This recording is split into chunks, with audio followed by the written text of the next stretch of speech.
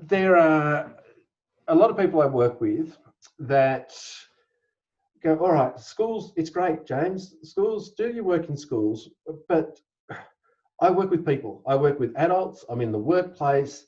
Um, what have you got for habits of mind in the workplace? How do I do this? What do they mean? Why should I be interested? So I'm curious.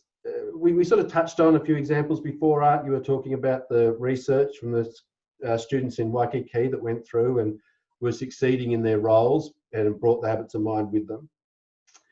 But I'm curious to know examples or perhaps suggestions about how the habits of mind, not in schools, not in families, but sort of in the workplace. Yeah. Talk to me around those ideas. Well, one you might want to take, or anybody might want to take a look at what the researchers and the leaders are saying about the new workplace. There's a new normal, but it's really not normal. It's going to be the new abnormal. The workplace that is emerging is not what it was 10, 15 years ago. The old model of leadership, the old model of an organization is giving way. It's not working anymore. Instead, what we're seeing is much more leadership development within the group. We're seeing more participation by the employees. We're finding much more that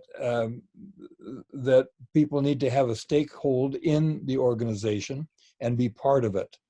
And so that top-down notion of control and power is giving way to one of participation and involvement of the worker in the direction, and therefore the leadership is emerging from the workers themselves. Another is a description of what that leadership looks like. And I'm just amazed and blown over when you read what the leadership of the future looks like, because what is it?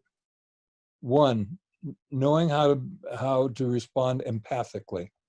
That's a big one. Knowing how to share the vulnerability, to share the mistakes that I've made and how I'm learning from it. The ability to be a continuous learner. The ability to communicate values and to be able to state the values of an organization well. The ability to work cooperatively with other people. They're all there.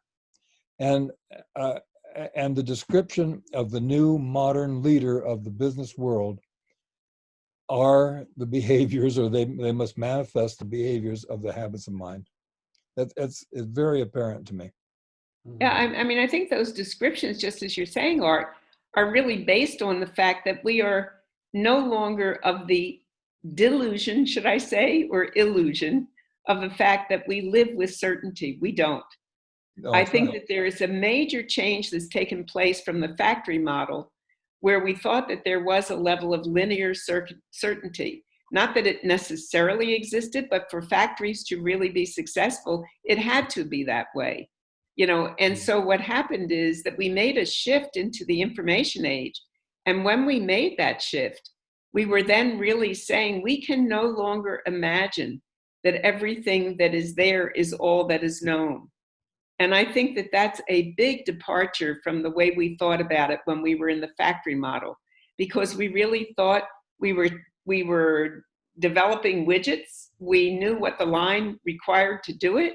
We did it, we repeated it, we did it, we repeated it, and we were highly successful in that we repeated lots of them, and they brought to what we call scale, and we then were able to make this into something that was a so-called useful product to our society.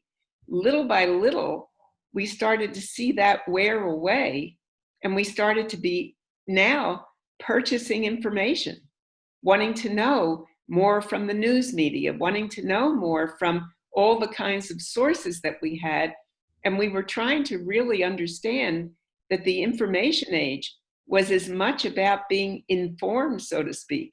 Well, as soon as we decided we wanted to be informed, we realized that led us to, and I love what Stephen Colbert, very wonderful comedian, says.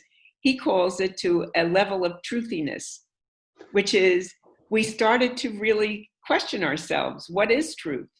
And we started to look at all the questions of fact and what is fact and what is science. And we challenged constantly all of those things that we thought we knew.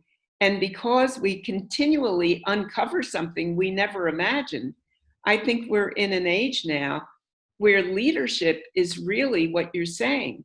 It's more about allowing the environment for people to be thinking flexibly, to be thinking interdependently, to really think first. I mean, some of the most popular design thinking in terms of solving problems in organizations starts with empathy. So the first thing you do is you listen with empathy. You try to understand what your customers want. I think that Steve Jobs was an amazing leader in the sense that he said, not only do I want to think about what they want, but I want to think ahead of what they want and show them what's possible and then have them want it. What a difference from the way we used to think. There's a lot of parallel with the story you just told me and the story of family you told me 10 minutes ago as well, about not just telling the workers what to do, but allowing them to grow. And what was your term again? Not attention deficit, attention density. Density. Yeah, that's right. Because I can now imagine in that environment, if you're wanting to grow those types of co-leaders, I suppose we could talk about in our organisation, people that are growing with the organisation, filtering the habits of mind through the leaders, through the employees, getting that density would allow you to experience that growth that Ben is talking about of the employees as well as the leaders. Absolutely. I think that's another very important consideration of the new workplace, and that is that it becomes a learning organization. We're all in it to learn more together, and we create conditions that we're all learning and sharing that learning with each other. Yeah. I remember my father-in-law spent his entire career in the same organisation. Yep. And I just don't see that happening anymore. No, I know. My grandchildren are talking about, I'll spend a couple of years in this job, and then I'm looking at another job, and I'm going to move to Los Angeles instead of living in New York. And I said, wait a minute, in our day, we chose a profession and we stayed in it for our entire lives.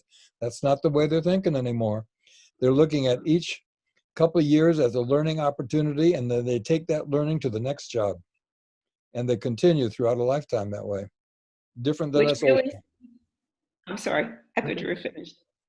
No, I was going to say, Art, it really speaks very powerfully to the idea of why we need to really think about interdisciplinary learning and not keep ourselves locked in a particular discipline as if that's the way we will know. And that speaks to our gathering data from all senses. Yep, for sure. And for a capacity to behave in a way that allows us to operate in those different environments, that what we carry with us are our dispositions, our habits of mind into those different roles at different times, that we might need to retrain about the content, the individual specific nature of the job, but the way we behave in that job. Yeah. Just an example, coming back to another one of my granddaughters, she graduated from Cal Poly in California Polytechnic Institute, and they had a career day. And so many people from industries came and interviewed the students to see if they could hire them. So she was interviewed by Google. And now my granddaughter was a history major. They never asked her one question about history.